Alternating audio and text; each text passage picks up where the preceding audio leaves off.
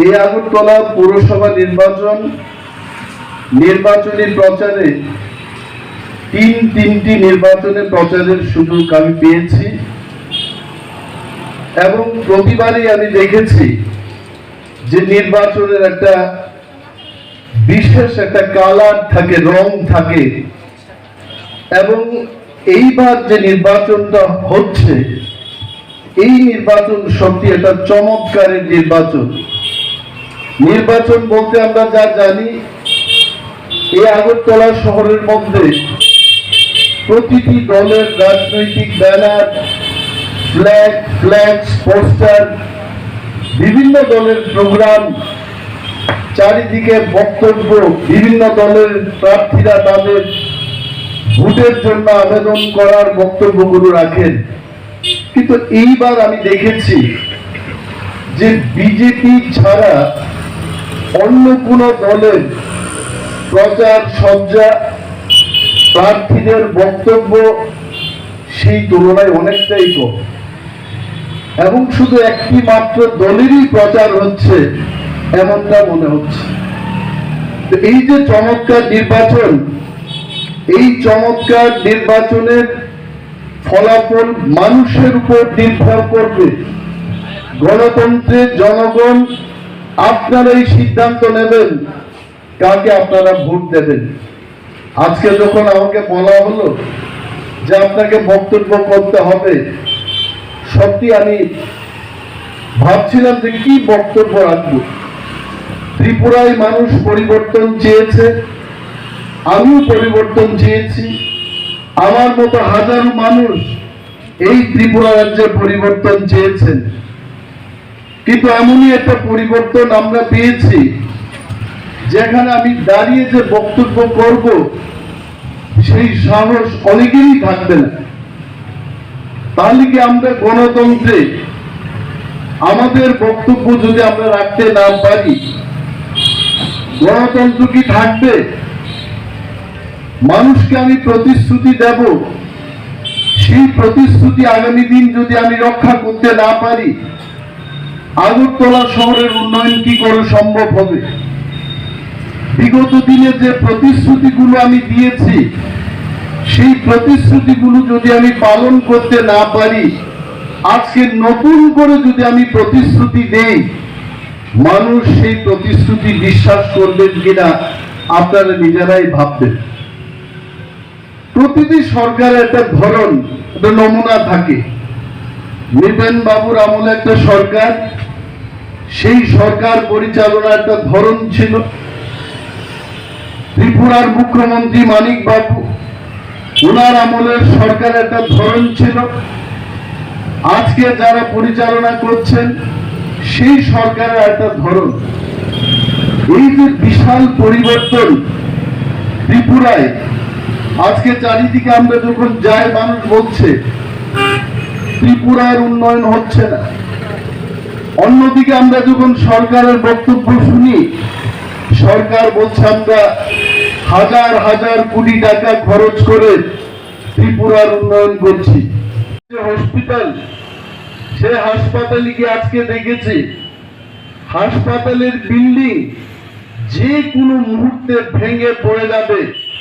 তারপরেও যদি ত্রিপুরার সরকার বলে যে আমরা ত্রিপুরায় স্বাস্থ্য পরিষেবার উন্নয়ন করেছি, আমি অনিমেষ ব্যাপার আমি বিশ্বাস করব না।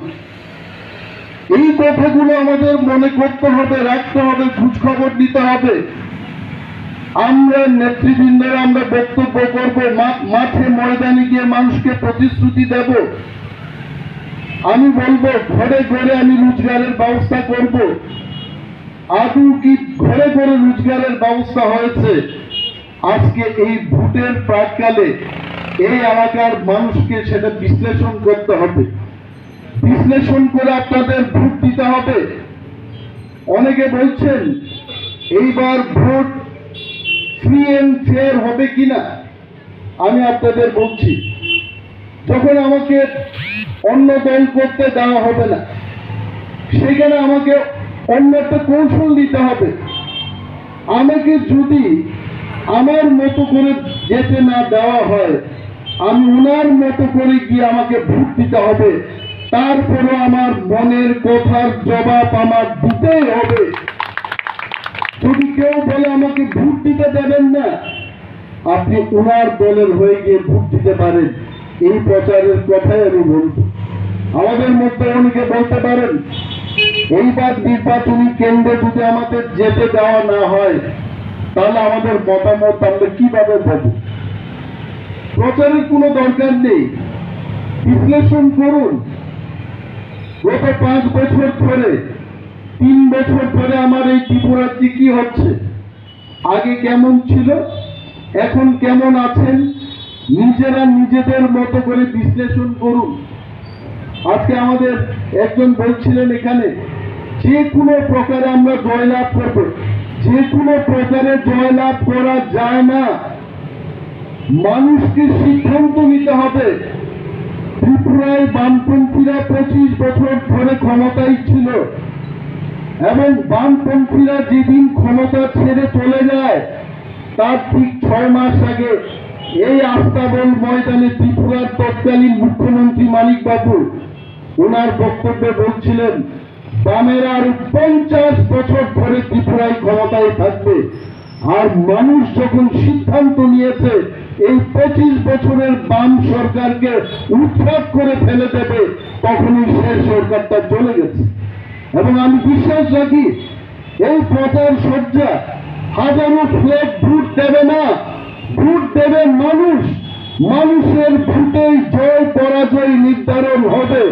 এবং এইবার মানুষ ত্রিপুরা রাজ্যের উন্নয়ন এবং আগরতলা শহরের উন্নয়নকে সামনে রেখে ভোট দেবে। ভুলে যাবেন না, আগরতলায় আমরাও থাকি, যারা পাহাড়ের মানুষ তারাও এসে থাকছে এখানে। কি বঞ্চনা ত্রিপুরার মধ্যে! গ্রাম পাহাড় থেকে যারা এসছেন তারা সেটা বুঝতেই পারছে। এডিসিতে আমরা ক্ষমতা দখল করেছি।